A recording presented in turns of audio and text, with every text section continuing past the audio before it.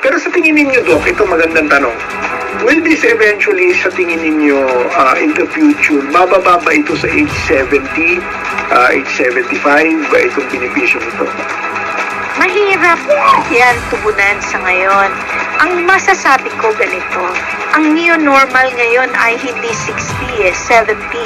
Ibig sabihin tayo, 63, 65, o kaya naman 69, ay napakabata pa tingnan, napakalusog pa, at pwedeng-pwede pa nga magtrabaho kung gugustuhin nila eh.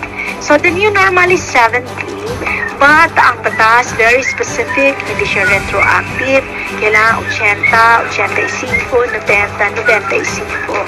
Maybe what we can expect in the future might be the universal social pension. Kasi sa ngayon, ang pension na yan is the indigency pension na 60 and beyond. Kapag ka ikaw ay indigent or may apat na qualifiers ang DSWD para dyan, sila ay nakakatanggap ng monthly na pension. But there is nakaumang na batas ngayon na pumasa na sa House of Representatives.